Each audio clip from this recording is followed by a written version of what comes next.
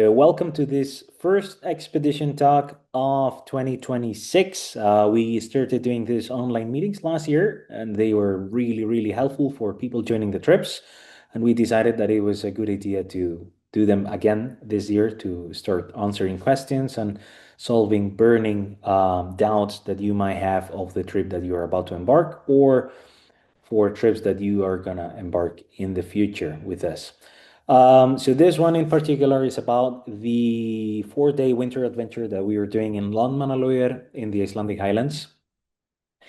So first of all, we wanted to introduce ourselves a little bit. So of course, for those who already know us, there's no introduction needed, but for newcomers, well, we are Monica and Albert. Monica is also in the presentation. Say hi, Monica. Yes. We are on the same room, so we will just mute one of us afterwards, and then the other will be able to talk a little bit.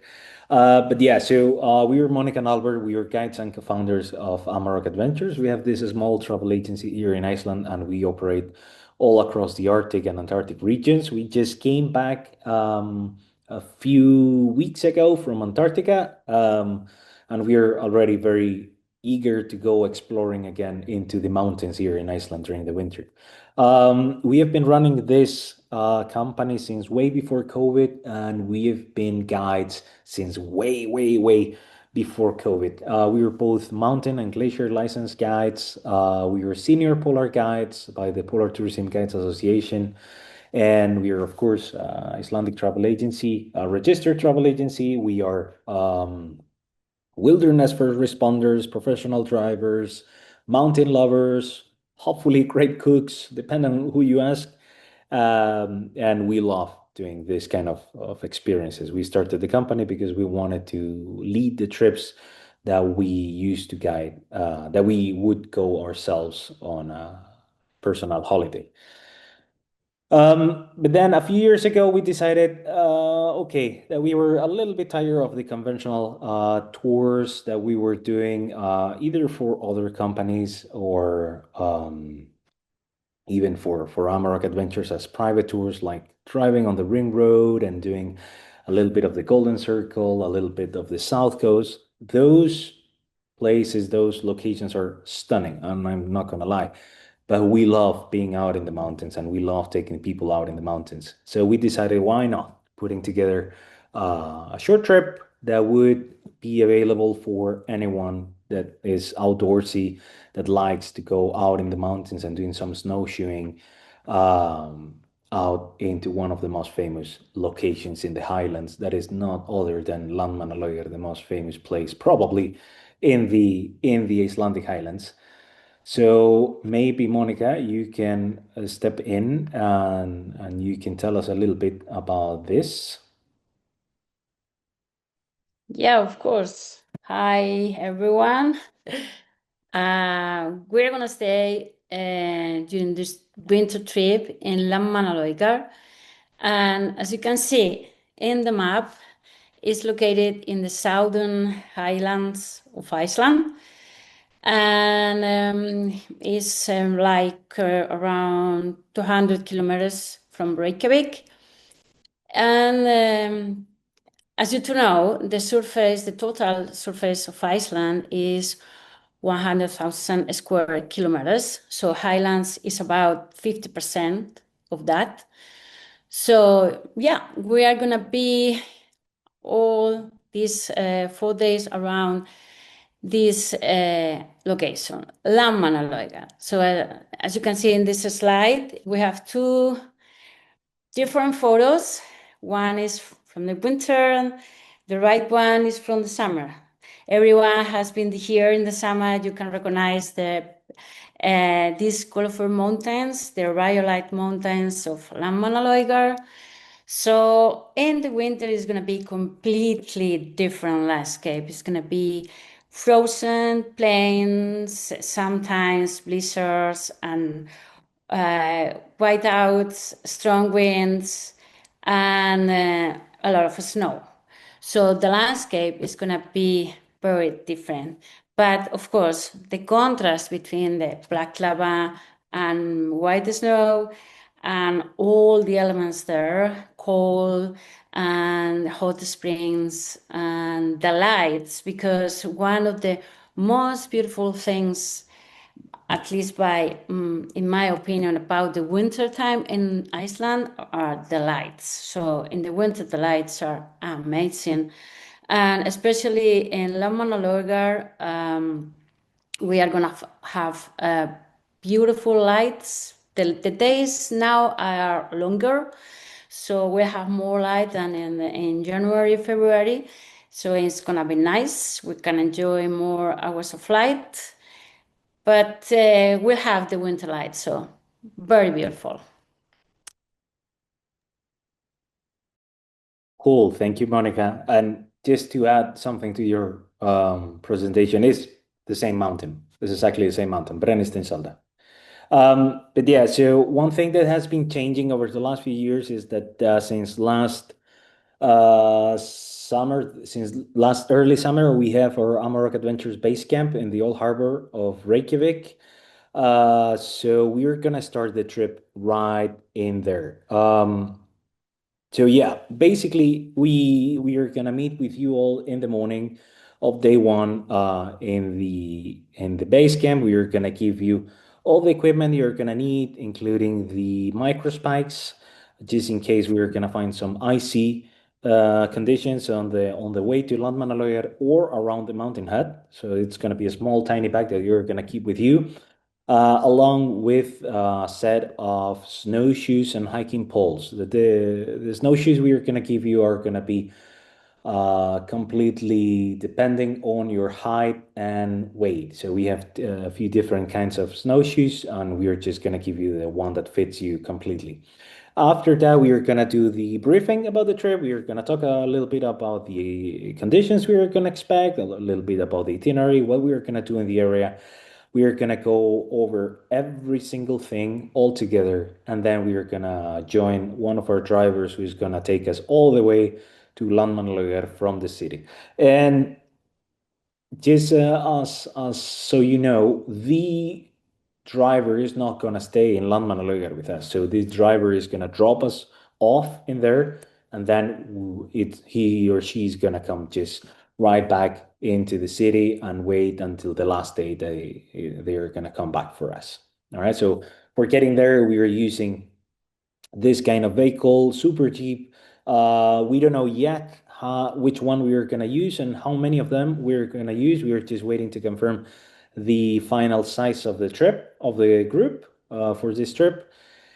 Because it depends. If it's kind of like a 10 people group, normally we use a Sprinter on 46 inches. If it's a smaller group, we just go with this one or a similar one. So it will pretty much be decided a few days before the trip. All right. So we are going to meet in the Old Harbor in downtown Reykjavik. All right. I'll give you, Monica, the word. Yeah, here. Okay, so we'll meet in Reykjavik in the morning, and we'll start our trip to the Highlands. So from Reykjavik to Kronajar is 2 hours and a half. So Kronajar is the place where probably we are going to do our first stop on the way to Landmannalaugar, just for toilets, cup of coffee, or whatever. So we'll stop there. And from Kronajar to Landmannalaugar, it depends. The timing depends on weather and snow conditions. So we have to be very flexible during this trip, because nature is the one who makes the rules here. So we have to flow with it and wait what's going to happen until we arrive to Landmannalaugar. Yeah. So when we arrive there, it depends how much time we're going to spend driving from Kronajar. We'll have more time before dinner for do something like a small hike, and maybe around the hut or a little bit further, depending on the timing. And of course, after the hike, or if we don't have enough time for going outside, we can relax in the hot springs. We have just 1 kilometer from the hut. That is one of the highlights of this trip, especially in the wintertime. 200 meters. Oh, sorry, 200 meters. Thank you, Albert. Okay, so it's very close, and the access is very, very easy. So we can enjoy this fantastic natural geothermal hot pool. And talking about hot springs, it's a mix of two natural rivers. One of them is fresh water, and the other one is geothermal water. So they mix their waters in this hot pool. There are no changing rooms because it's just a wooden wall that you can stay behind this wall, so you are a little bit like protected from the winds while you are changing clothes, but we don't have their changing rooms.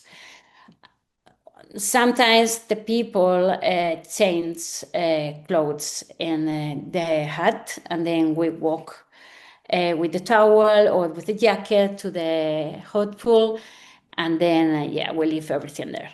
And then we do the opposite. We put our towel after the bath, and then we come back again to the hut, and we change again inside the hut because it's going to be warmer than outside. So just 200 meters walk from the hut, no 1 kilometer, sorry. Okay. Yeah, in fact, now that Monica was mentioning that it's very cold outside and very warm inside the hut, the other day the warden from Landmannalaugar just shared a picture of the thermometer outside and was saying minus 18 Celsius outside and around 18 to 20 Celsius inside the hut. So it's quite a big difference in between both places. But yeah, so that would be the first day that it's pretty much intended to be kind of like a travel day, just to get into Landmannalaugar. Sometimes it can be pretty long day. It can be up to a lot of hours, and we might just arrive late in the evening. While all the times, like for example, last year we went to a different location in the Highlands, and something that could even last up to 13 hours, that normally lasts for 2, 3 hours in the summer, took us about 4 hours together. So the good thing is that this year we have had a really weird winter, so it has not really started to snow until now, like a few weeks ago. So we actually got a pretty decent layer of snow so far. And it's in really, really, really good conditions. We are just gonna show you some pictures afterwards of how does it look right now. Well, two days ago, because today there was a massive blizzard in the Highlands. But yeah, so first day would be, as Monica said, more intended to be like a travel day.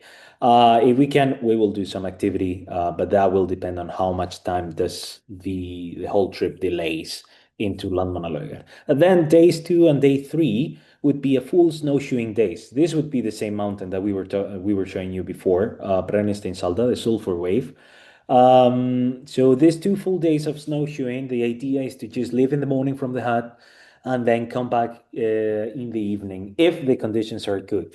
We are gonna cover this in a minute, the different kinds of conditions that we can get there.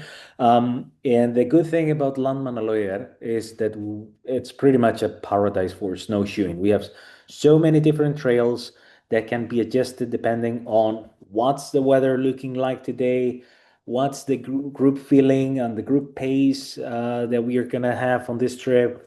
So we can just go up to the mountains. We can go up to Hraftinuskir, that is the Obsidian Mountain, just way far beyond Landmannalaugar, and then come back. We can go to different craters around, or we can just take like a short hike in the morning around the lava fields and then go in the evening to a viewpoint. The possibilities here are pretty much endless. We have just so many things that we can do. However, what we always need to say and what we always need to be aware of is that when coming to Landmannalaugar, we need to expect the unexpected. We need to be aware that anything can happen in here. Last year, we went to Kettlingafjord in late February. That normally is a really good, really good season for going snowshoeing and for just enjoying snow sports in the Highlands or pretty much around the entire country, and we found out that there was only ice around. Fortunately, this year, the winter, it is snowing right now outside, so it's pretty good. And we have been having a really good last few weeks of winter that has, as I said before, recently started. Um, so we could have like three different kinds of conditions. Good conditions would be we leave in the morning and we come back in the evening. Good conditions would be exactly what we see in the photo, just like blue skies, sunny conditions, cold temperatures. Everyone is feeling good and ready for tackle a new challenge. Then we have difficult conditions. That is when we wake up and we see that outside it is a little bit windy or it's a little bit cloudy, and the forecast says that it's gonna get worse along the day. So if that happens, what we are gonna do is do a short hike in the morning, then we'll come back for lunch, then we'll leave again in the evening. All right, and just adapt. So we will have, instead of just one big activity, we will have like two activities, one in the morning, one in the evening. And then bad conditions is the conditions outside are just nasty, like whiteout, blizzard, everyone is cold, or is raining, or we don't get to see anything, completely white out. In this case, we always try to stay as much active as possible. You're gonna see that we never like to just sit and relax on the hut. We always like to offer and to say like, "Hey, let's go to the pool. Let's go to do this. Let's go to do that." So because of that, we what we have developed these last few years is that when conditions are horrible and we really cannot be doing like a long hike, we just gear up with all our jackets, beanies, gloves, mittens, and pair of shovels and a beacon, avalanche beacons, and then we go and do some avalanche rescue exercises out in the snow. Of course, this is on a safe environment. But this would only be done if we have like some time to kill. But again, last year we did it with many people and they loved it. They truly loved this activity. Um, but yeah, then what to expect? I don't know if Monica, you want to jump in and cover this part, or shall I keep going? Yeah, you can go on. Yeah. So what to expect? Okay. So breakfast, taking in consideration that we have sunrise 7:15 a.m. Breakfast we normally will do it at 8 a.m. While dinner we are gonna do it around 7:30 p.m. Because sunset is at 8 p.m. So we can just go out. There is a beautiful light around that time. Everything will turn pink and orange. Normally, if of course we have like good light conditions outside. But again, do not take this as a fixed rule. So it will depend a lot on what the plans are for each day. Maybe there's gonna be one day that we go doing, I don't know, like a very long activity in the morning, and we just spend hours going snowshoeing, and then in the evening the weather turns completely upside down and we decide that we want to have a dinner around 7 or 6:30, we can do that. So the idea is just to be relaxing there, do as much activity as we can, and then have a cozy dinner inside the hut, warm with fresh products that we are going to bring from Reykjavik, and we are just going to enjoy all together. And of course, afterwards, as we were saying, we go to the hot pool, we relax, and we enjoy. As far as we know, for the trip that we have now in March, at the end of March, sorry, we have some. We are. I think we are gonna have some people as well, some skiers on the hut, but it's still undecided because they are crossing Iceland from north to south. So maybe we are gonna be alone. Maybe at some point there's gonna be some group of Icelanders coming to spend a few hours in the hut and skiing around, or maybe we're just gonna be completely alone. The good thing of the winter in Landmannalaugar is that it has way less people than during the summertime. So that's super good. All right. What else? Yeah, and as I was saying, hot springs, and then if we are lucky, we might get to see some northern lights late in the evening. Um, we always get a lot of people asking about northern lights and what are the best conditions for seeing the northern lights, what time do they come out, and stuff like that. We're just gonna talk about Northern Lights in a bit, but first we are just gonna go over the whole day by day of this trip. Um, So yeah.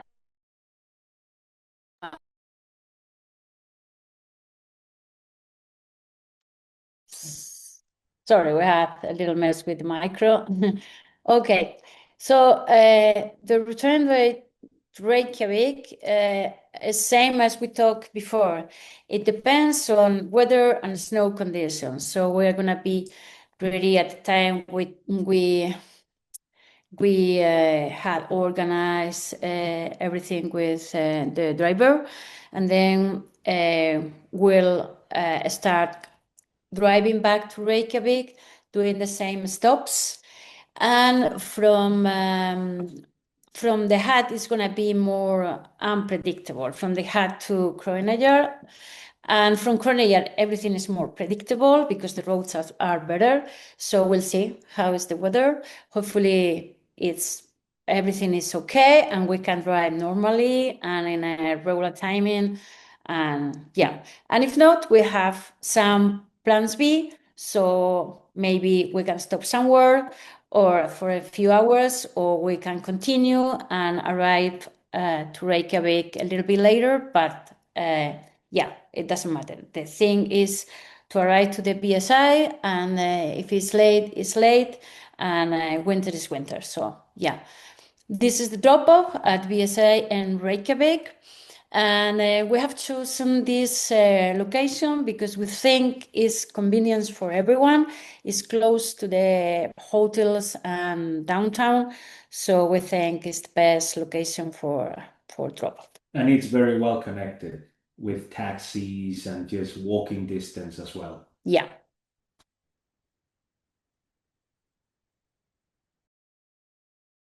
Cool. So Northern Lights. Are we gonna see the Northern Lights? Yeah, it's the quest that we always get. Northern Lights are difficult to predict. We never like to say, come to Iceland to see the Northern Lights, or just come just for chasing the Northern Lights to, well, Iceland, Greenland, Norway, all the Arctic. We never like to say that. And the reason why is that we always say, come to Iceland, enjoy Iceland. If the Northern Lights come out, you'll be lucky. The reality is that we are living one of the best possible times for Northern Lights right now. Northern Lights pretty much depend on the solar storms that are constantly hitting the Earth. And these solar storms, they repeat themselves in cycles of 11 years. The peak of the cycle that we are living now, that if I'm not mistaken, is cycle 25. That peak was in 2020, between 2024 and 2025. So right now it's going down a little bit, but it's still, we are very, very close to the peak. So actually, the last few months here in Reykjavik, we have seen the Northern Lights extremely strong. And if you're on the Basecamp Facebook group, you have seen that we have been posting tons of pictures of the Northern Lights. And when I say strong, they have been really, really strong. So even though it is in paper the best possible time for seeing the Northern Lights, in practice, this is very little. This means really, really, really very little. And it is because we need, first of all, sky clarity, meaning that if we have tons of moonlight or if we have tons of clouds covering the sky, we're gonna see nothing. We need no light pollution. So the further away we are from the city, the better. In this case, being out in Landmannalaugar is just perfect because we don't have any light pollution at all from any city or town. It's just the mountain hut for hundreds of kilometers. There's nothing else. Then we need strong solar storms. That's something that we just know a few hours before. And finally, patience and good clothing. So what we always say, even though if we have a really, really good chance of seeing the northern lights, a really huge probability of seeing the northern lights, at the end, even though we were just going to be telling you like, hey, tonight is the night, we're going to have sky clarity and there's going to be a strong solar storm, at the end it's just pretty much up to you. You need to be with a good puffy jacket, with good gear, just waiting outside, because the northern lights, they don't wait for you, they just happen. I always like to say that one of my most beautiful northern lights that I've ever seen was in Greenland like 14 years ago, and I was doing this kayaking trip, sleeping in tents, and I just happened to wake up in the middle of the night and had to go to the toilet. So I just went out of my tent, and at some point, I was just looking up to the sky. The whole sky was just on fire. It was completely green. The green exploded in the sky. It was truly, truly beautiful. And the moment I just looked down, zip again my pants, and then look up, there was no northern light. So that one lasted like 30 seconds or so.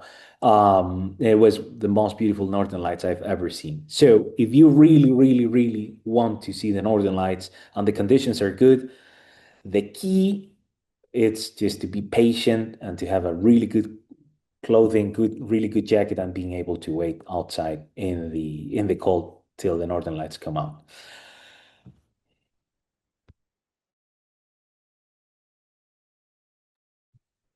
Okay, so let's talk about the hut.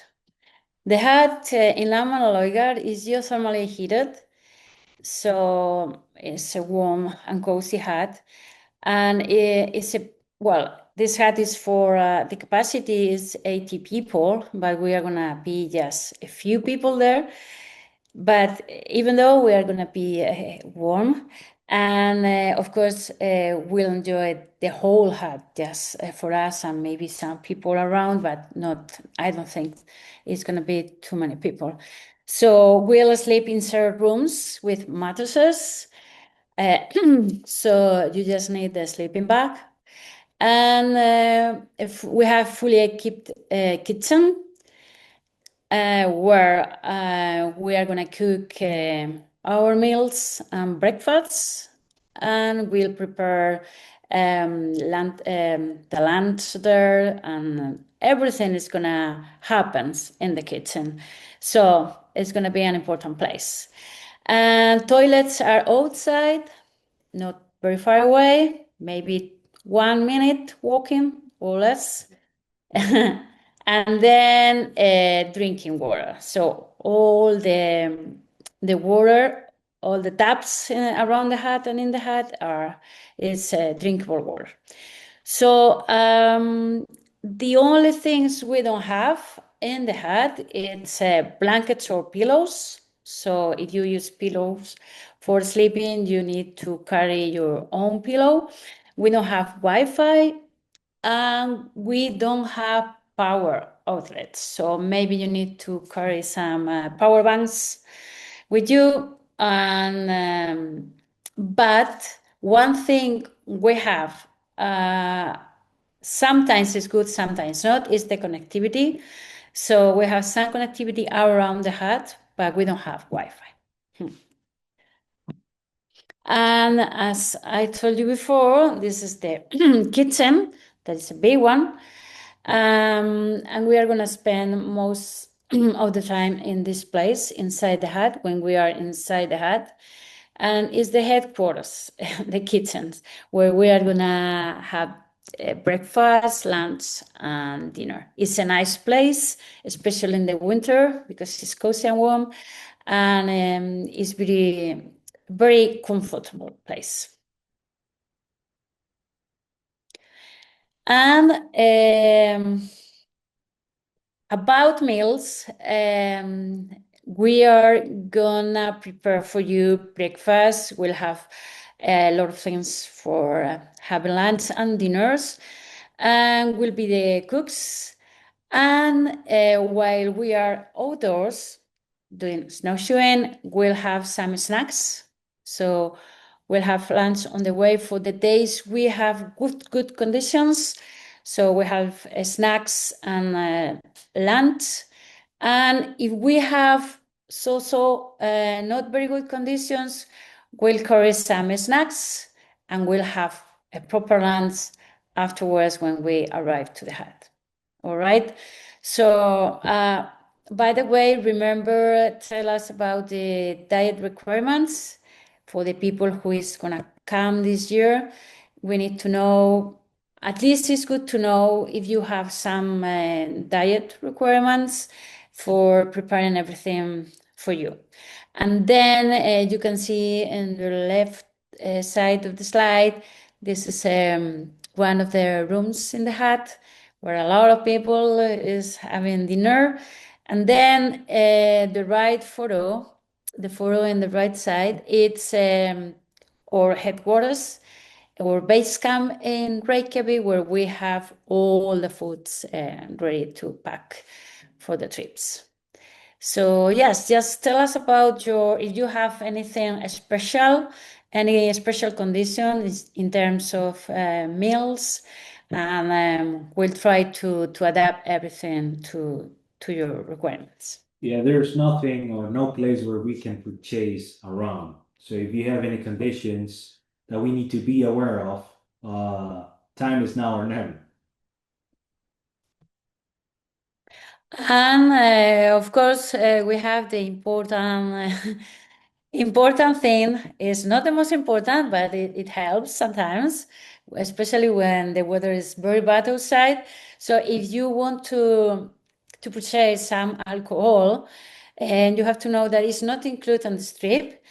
So a place where you can do it, our recommendation is to do it in the duty-free in Keflavik airport. So when you arrive after, when you arrive to Reykjavik, you can pass through the duty-free and buy some alcohol or some wine or beer if you want, and if you can, it's just if you want. All right. So what it's important to know if you just missed this, we are just adding this to the presentation because Iceland, the alcohol here is heavily regulated by the state. So if you're a beer lover and you like to just enjoy a beer after a long day out in the snow, it's good that you purchase it in the duty free. If you purchase it out in the city when you arrive, that's gonna cost you way more. Okay, and there's no chances of purchasing anything while in Landmannalaugar. Well, in the summer, we do have places where you can purchase. In the winter, there's nothing. Okay, there's just one warden, and he or she, they don't sell anything at all. They are just taking care of the mountain hut while we are there. Um, Regarding the gear for this trip, so the moment that you book the trips, you automatically get this gear list where we have everything pretty well described, what you're gonna need. As some things, as I mentioned before, we will provide the snowshoes, the poles, the hiking poles, and the micro spikes. Snowshoes will be adjusted to your weight and your height. So we have a few of them that are completely different. Then, as Monica was mentioning, if you normally tend to sleep with a pillow, having a pillow or bringing a pillow is a great idea. And of course, you will need a sleeping bag because we don't have any kind of blankets or anything. Is it fully necessary to bring a sleeping bag to this trip? 100%. Not because you're going to spend the night on a tent, but because the mountain hut where we are going to be staying, even though it's heated, it's a basic mountain hut out in the wilderness of Iceland. So just don't picture the kind of mountain hut that you might find in the Alps or in North America or anywhere else in the world. It's just an old historic house with pipes carrying hot water and just being fed by the hot water coming from the hot spring straight. But sometimes these pipes tend to fail, so if it's cold we might get to feel inside a little bit cold. Okay, so it's always better in the winter to be a little bit warmer than colder. And then snow goggles are very, very important. If you prefer to bring your sunglasses, as Monica here in the picture, just make sure that they have this kind of like cover on the size of the eye, on the side of the eyes. So there will be, in case we have a blizzard, the snow will not come inside, and at the same time, all the sunlight will not bother you at all. At the end, the goal of this is that you stay warm, and if you stay warm, you stay happy out in the mountains of Iceland. Very important as well, all kinds of waterproof clothing. So we always like to say that Gore-Tex layers are fantastic. There are many other kinds of layers and membranes, so Gore-Tex is not the only option out there, but Gore-Tex or waterproof pants and jackets are fantastic and extremely important. A good puffy jacket as well, a beanie, buff, um, merino wool layers for both upper part of your body and down part of your body are mandatory. And then, of course, woolen socks plus the good pair of mountain boots. Try not to come with rubber boots or anything like that. You need good mountain boots, nothing like shoes or just sneakers, nothing like that. Otherwise, your feet are gonna get completely soaking wet after just 30 minutes out in the snow. All right. Um, as we were mentioning before, being flexible in this trip is crucial for this expedition. And leaving buffer days both at the end and at the beginning of the trip, it is extremely, extremely important and almost we would say mandatory. So the map of Iceland we have here on the right with everything on red. That happened last year. I think, if I'm not mistaken, it happened twice, and it normally happens a few times every winter. Um, when we have the orange in here on the map, that's orange alert. The yellow that you see in here, tiny one, that's yellow alert, orange alert, and then pretty much the entire country except the West Fjords, the entire country was on red alert. So red alert is exactly what you don't want to find while traveling out in the mountains. That means normally very strong winds, up to 160 kilometers per hour of wind, blowing snow, or even worse, what we call in Iceland krabbi, that it's this kind of like wet snow. I think you call it slush in English. That's the worst you can find because then cars get trapped in the krabbi, or the roads get completely impassable. And sometimes that happened a few times last year as well. All roads of the country during this red alert are completely closed. So normally when we travel in the roads in the highlands now in the winter, those roads are called impassable, meaning that if something happens, we are on our own. In this case, we have support coming from outside if this would happen, because we have different drivers taking care of this operation. But for example, leaving from Reykjavik, if the road is closed, mean that it's illegal to cross. Hopefully this year we haven't had anything so far, so fingers crossed, knock on wood. So hopefully it's not going to happen. But when this happened, normally we are just delayed for a few hours, nothing like 3 days or 4 days. If we are delayed by a few hours, we just leave as soon as we can, and we'll get there probably a little bit later and get back a little bit later. But just in case, make sure that you are not coming the same day very early in the morning or leaving the same day late in the evening, because you might not be able to return on time if something, or if there's some kind of delay during the trip. All right.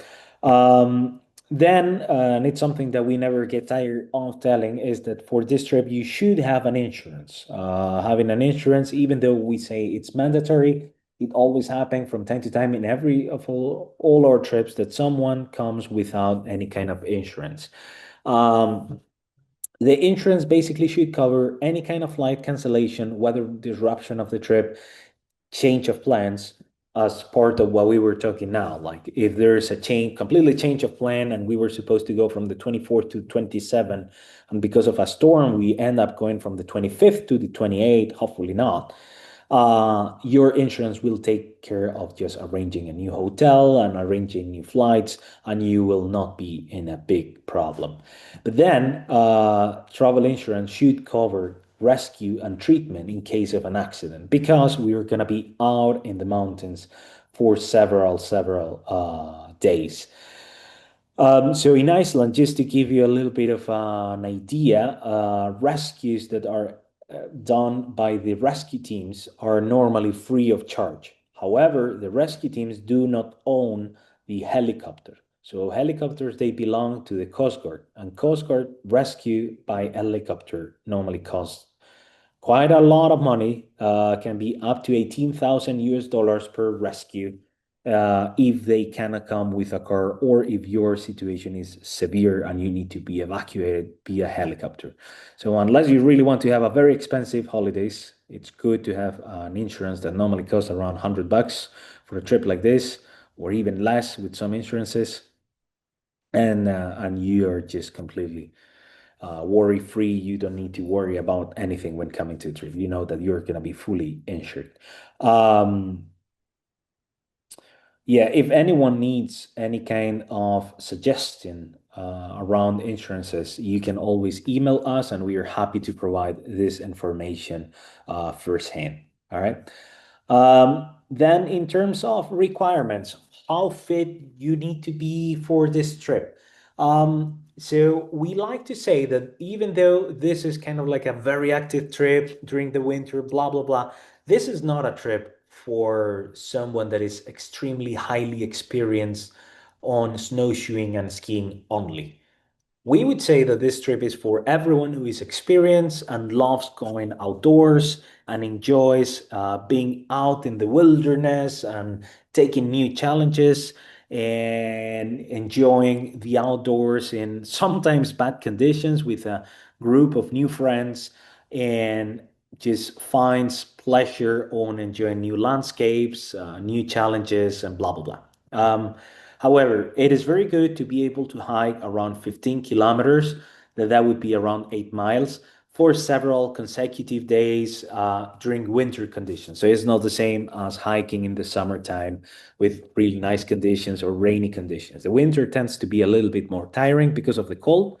So you need to have high quality, warm, and waterproof mountain gear. Okay. Then we will do elevation on this trip, 100%.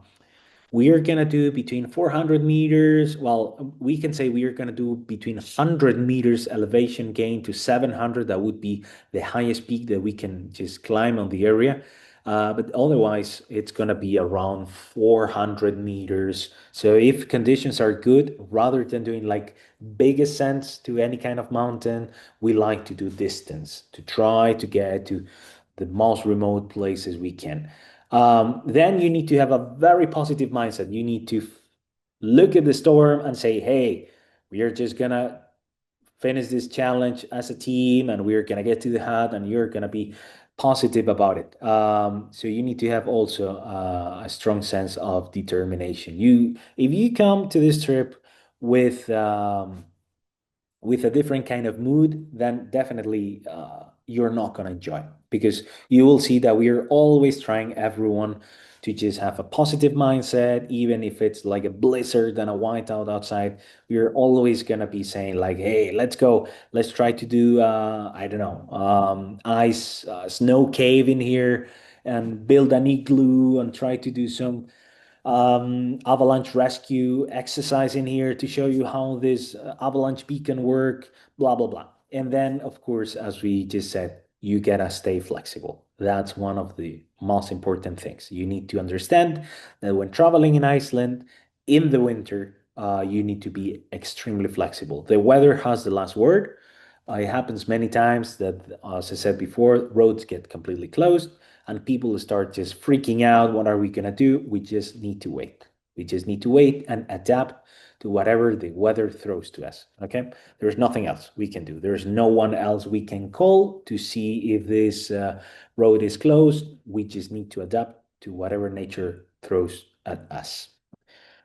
And as Monica likes to say, normally the weather doesn't limit or interrupt the adventure, it just defines and shapes it. So this is last year in Kettlingafjord, crossing the river, going for a avalanche rescue exercise, trying to find an avalanche beacon that we hide in some hills in the snow. And the people were just shouting. We were the only ones around, and we had pretty much a blast. All right, so that's pretty much the entire trip. We've been almost an hour so far. We have received a few questions during the last few days, and we can just answer some of this now. So, how deep or soft is the snow for snowshoeing?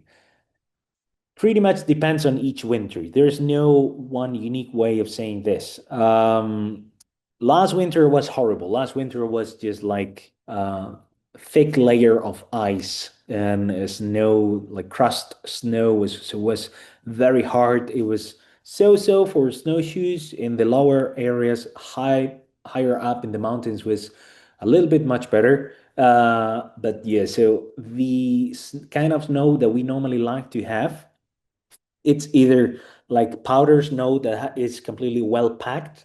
So we pretty much float on that kind of snow, and at the same time it is packed enough to give us a little bit of traction, but we don't want to be very packed. I don't know if that makes any sense. So we want it to be soft, but not too soft. Otherwise, we will sink. So we normally there is this rule of thumb that we normally say that is that if with snowshoes, you pretty much by standing on the snow, you sink up to half calf, then the snow is perfect for this. And that's what we are hoping to have this upcoming March trip. Temperature ranges of this trip, tricky. I would say, well, before I said that the warden in Landmannalaugar recently shared a picture that was minus 18 Celsius outside. I would say that we would have a little bit higher temperatures. I would say maybe minus 10 Celsius around that time, that temperature approximately. And will it be windy? Yeah, probably. Probably not. We'll see. That's something that it's impossible to predict here in Iceland. These are two screenshots for how the area looked March 4th. So 3 days ago, there was a really good weather out in Landmannalaugar. As you can see, the blue sky and everything. And then this is March 6th, 2026. So there's an online webcam that we are constantly checking to see how the snow conditions are. And we are always in touch with the warden in the area. So, for example, the snow conditions we get to see on both pictures is actually great for snowshoeing. And the report we got from the from the warden a few days ago was that it was fantastic, really good snow, like powder snow that has been piling for a few days. Today they are having kind of like a strong blizzard and probably strong snowstorm that, if I'm not mistaken, is going to last for at least 2 days. So that's going to leave a lot of new snow in the area. But still, we are just around like what, a little bit less than 20 days ago. So 17 days ago from the start of the trip that we are going to do in March 24th to 27th. So we might get like even more snow or maybe a little bit less snow. But the idea is to hopefully enjoy as much as we can this amount of snow. Fingers crossed, and pray to all the gods you know. And then, will we need special insulated boots? I would say no, Monica. You correct me if I'm wrong. You just need mountain boots that are waterproof and a good pair of woolen socks to keep your feet warm. We always recommend that during this trip in your day pack you carry with you a pair of extra socks, warm ones. So in case you, let's say that we were just doing snowshoeing and there's a tiny river that it's covered by snow and ice, and you step right into it and your boot gets completely wet, at least you can just change to a warm socks or dry socks at least. All right. So it's good to carry extra socks with you. And if I'm not mistaken, there were no more questions. Everyone seemed to have everything pretty clear. But if you have any questions, you are welcome to send them now on the chat. And otherwise, we can always send them to, you can always send them to our email, and we tend to reply pretty fast to all kinds of communication, either on by email or on the Facebook group or nothing. I don't know if anyone has any question or anything about what to bring, what to expect. Are we gonna be cold? What are we gonna eat? Are the pancakes good enough in the morning? The scrambled eggs, bacon? No questions. Looks like no questions. Well, if you have any questions, you're very welcome. Do you have a maximum number of people on each trip? Yes. Good question, George. We do have a maximum of 10 people plus two guides. So while in the summertime we have a radio of one guide every 12 guests. In the winter we have two guides every 10 guests, or what it would be one guide every five people. But even though like we have a small group, we tend to be just the two of us coming no matter what, because it's extra safety. And yeah, it's really good to be all of us out in the mountains. Any other questions? Anyone?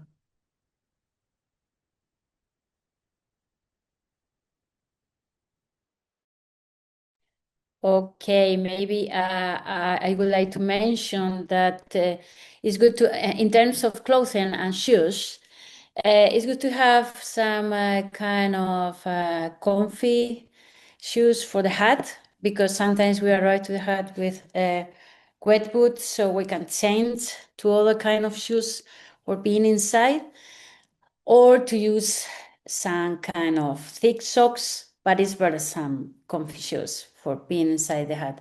And of course, in the super jeep, we are gonna cross very isolated and frozen areas through with the car. So sometimes we stop if someone needs to go to toilet, or if we stop in the cafeteria and we have to cross a frozen area for going into the cafeteria. It's good to have two different kinds of shoes. One, you can have your regular shoes inside the car, and then when you get out, you can put other kind of shoes. But no worries, because we are going to give you a pair of micro spikes for you to have inside the car, just in case you have to get out and it's frozen outside. So just these two things: good boots for being outside, and other kind of comfy shoes for being inside. That's it. Cool. So if no one else has any questions, we're just gonna call it for today. Yes, I was saying if no one has any questions, any more questions, we're just gonna call it for today. Again, if you have questions, doubts, if you're thinking about joining us this year, we still have a few spots available. If you're thinking about joining us next year, you're very welcome to join us next year as well. We don't know yet what the dates for next winter will be. That's probably around February. So thank you everyone for joining us. We're very much looking forward to sharing another adventure with you. We will share this meeting on our YouTube channel, and you will get the recording in a few hours from now. So have a really good day, everyone, and hope to see you soon.